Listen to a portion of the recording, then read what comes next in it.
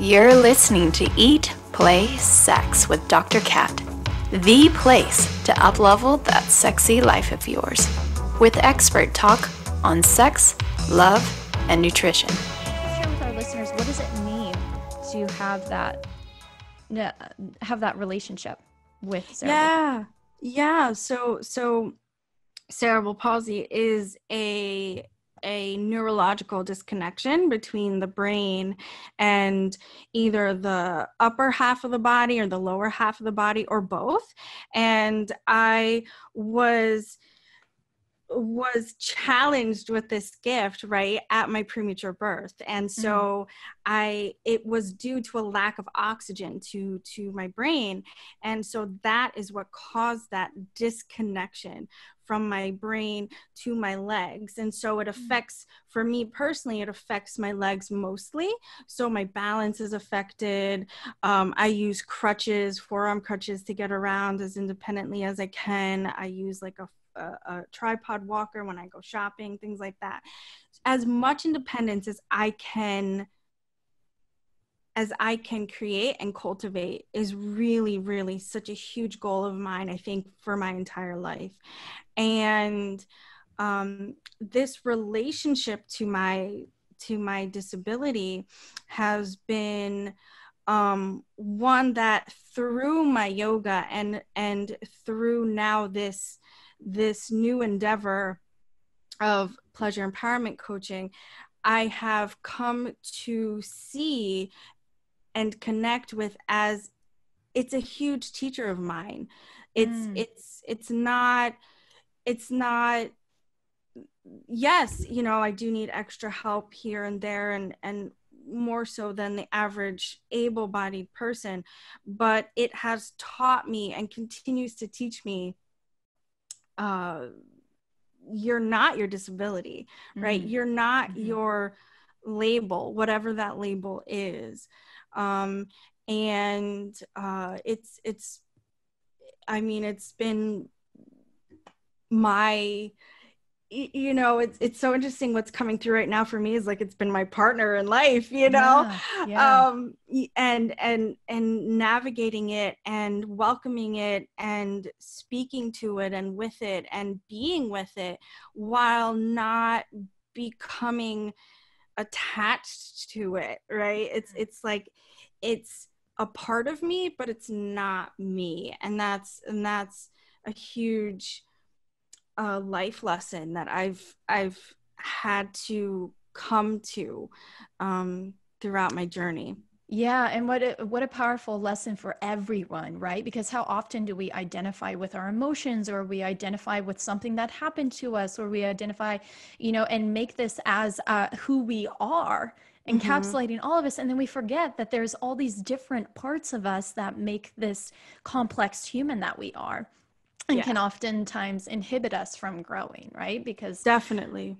Yeah. I would wonder, because of the ideas or the images that people receive in society around what it means to have a disability or have a relationship with a disability, you know, myths and stigmas that might be present for somebody, especially when it comes to intimacy and sex. What have you experienced in that realm, or what have you experienced from people, and what would you like to clarify?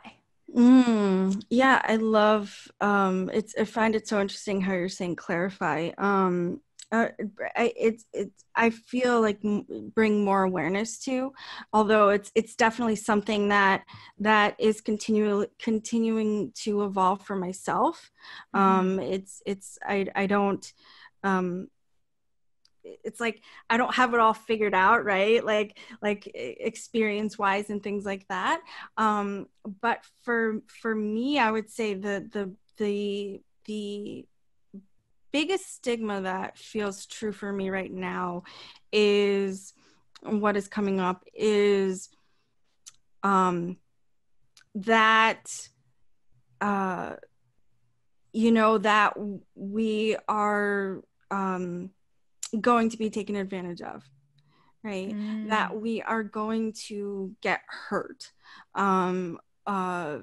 that that person, whoever that person is, you know, won't know what to do or will want to do something because, oh, she can't fight back or all those kinds of things. And no, actually, I would say that I would say that I feel like I know my body in such a deeper way than people realize. And I think people, there is such a, you said it, stigma, right, around, oh, well, you have this physical challenge and, oh, you can't run away so quickly or you know, speak up, so to say. Um and actually, I don't know, actually I feel like, you know, being in that situation, let's say, it's like I feel like it actually empowers me to be like, no, like I you know, don't want to do that, or yeah, I want to try that, what the hell, like I know, like, you know, let's do this, like this is our, you know, or is that a word, contingency, like, you know, these are you know, and It's like fuel.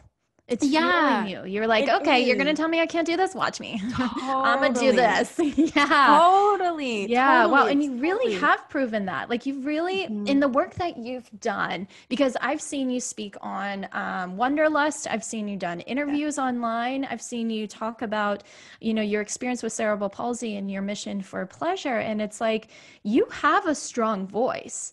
And to see you Thank you. accomplish, you know, all these things and keep studying and to become a pleasure coach where it's like you give people permission to say yes, Mm-hmm. we are fully capable and more of receiving pleasure and in intimacy.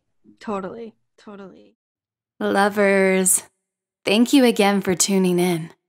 If you enjoyed the show, hit subscribe and head over to eatplaysex.com to connect with me and grab my sexy guides. Because my goal here is to get you to eat, play, and sex better so you can improve your sex life, which will improve every aspect of your life. Until next time, keep it sexy.